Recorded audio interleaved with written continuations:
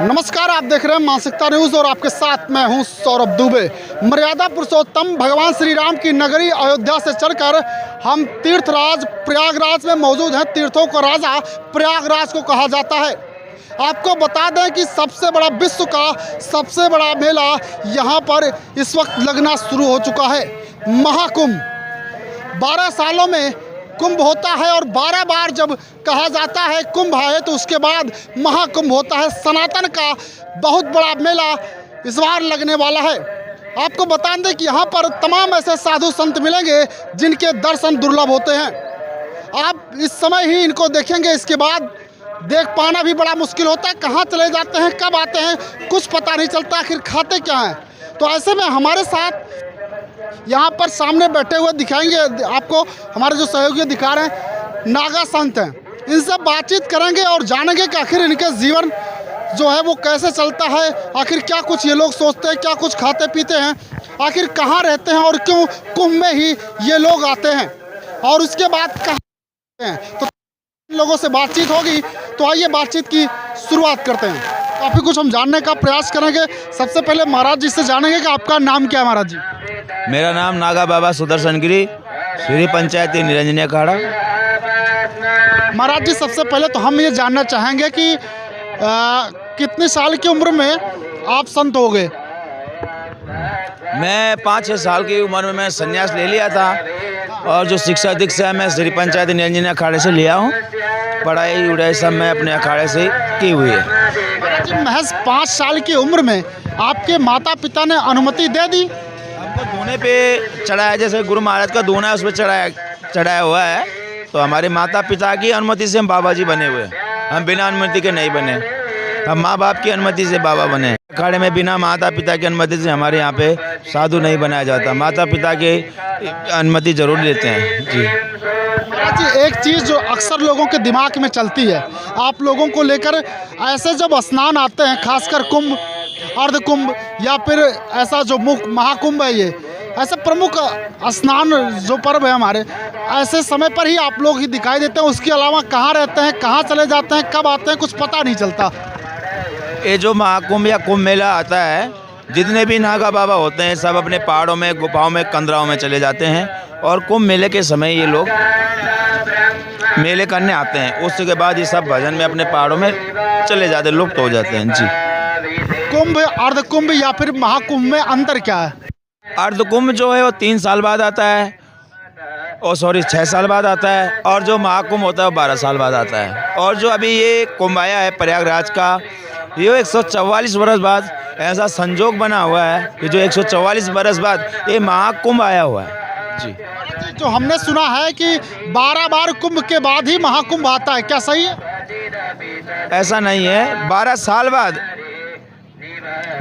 बाद महाकुंभ होता है, 6 साल में अर्ध कुंभ होता है। लेकिन जो ये है, जिस क्षेत्र में, जिस जगह पे 12 साल का जो एक कुंभ होता है, तो 12 साल में जो कुंभ 12 बार आता है वो उसको महाकुंभ का ये संजोग बना हुआ है। तो यहाँ पे 12 साल का जो कुंभ है वो 12 बार आ गया है, तो 12वीं बार ये कुंभ यहाँ पे मनाया जा रहा है। तो 144 वर्ष बाद ऐसा संजोग बना है कि प्रयागराज के अंदर ये महाकुंभ का आयोजन किया जा रहा है जी।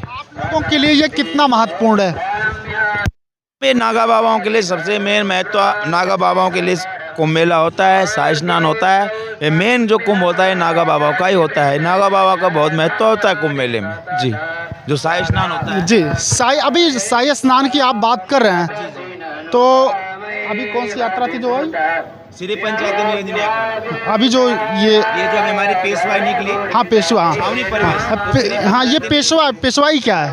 पेशवाई जो हम स्नान करने जाते हैं, ये अभी छावनी प्रवेश जो हमारे यहाँ पे बागंबरी मठ है, हम वहाँ से आए और यहाँ पे हमारे गुरु महाराज आए, तो आज से हमारा छावनी प्रवेश उसको कहते हैं। और जो पेशवाई होती है, तो जो मकर संक्रांति का जो पहला स्नान है उसको हम पेशवाई करते हैं। उसमें नागा सन्यासी लोग स्नान करते हैं, देवताओं को स्नान कराते हैं, वो पेशवाई होती है जी। आपकी बातों से ऐसा लग रहा है कि आप काफ़ी पढ़े लिखे हुए भी हुए। जी जी, मैं BA फर्स्ट ईयर करा हुआ है मैंने, और मैथमेटिक्स, इंग्लिश, इस चीज़ के मैंने वो BA फर्स्ट ईयर करा जी। संत होने के दौरान आपने पढ़ाई लिखाई नहीं रखी। जी मैं संन्यास लेने के बाद ही मैंने बीए फर्स्ट ईयर करा हुआ है। जी जी संत होने के बाद भी पढ़ाई जारी रही। जी मेरी संत होने बाद ही पढ़ाई जारी रही। मैं 2016 में मैंने कॉलेज छोड़ा है। जी जी। अच्छा, यहाँ से जब आप लोग जाएंगे तो कहाँ रहते हैं आप लोग? हम लोग जितने नागा सन्यासी सब अपने पहाड़ों में, कंदराओं में सब चले जाते हैं। जी अपने अपने आश्रम होते हैं। अपने अपने आश्रम होते हैं, वहाँ चले जाते हैं। खाते पीते क्या हैं आप लोग? खाते पीते पहाड़ों में जो साधु संत होते हैं वो कंदमूल फल खाते हैं, और जो प्लेन्सों में वैसी जगह होता है अपना भोजन दाल चावल रोटी सब्जी वही वैष्णवी भोजन करते हैं। कहने मतलब ये कोई मांसाहारी भोजन नहीं करते। हम नागा सन्यासी जितने हम वैष्णवी हैं वैष्णवी भोजन करते हैं हम लोग। जी अपने शरीर पर तमाम भभूत लगा रखी है, चेहरे पर भी लगा रखी है। भभूत से क्या होता है, आखिर किसका क्या महत्व है? ये नागा बाबा महादेव भभूति लगा देता है। ऐसे नागा बाबा लोग ये भस्म धारण करते हैं। हम आज से नहीं, हम काफ़ी बरस से भस्म धारण करते हैं। हम कपड़े नहीं पहनते हैं। जी जो ये भी अभी कपड़े पहनते हैं समाज के लिए पहनते हैं, तो हम लोग नहीं तो नग्न अवस्था में ही रहते हैं। जी भस्म लगा के पूरी नग्न अवस्था में रहते हैं। जी संत जी को हमने सुना कि वो बता रहे थे कि वैज्ञानिक कारण भी है भभूति लगाने का। हमारे जो छिद्र होते हैं वो बंद हो जाते हैं, जिसकी वजह से हमें ठंड वगैरह नहीं लगती है। नहीं ऐसा कुछ नहीं है कि इससे लगाने से ठंड नहीं होती है, कि वो ऐसा कुछ नहीं है। जो कुछ भी है गुरु महाराज की कृपा, उसी से हम लोग ठंड नहीं लगती है, और अपने भजन से। जी और कोई कारण नहीं है।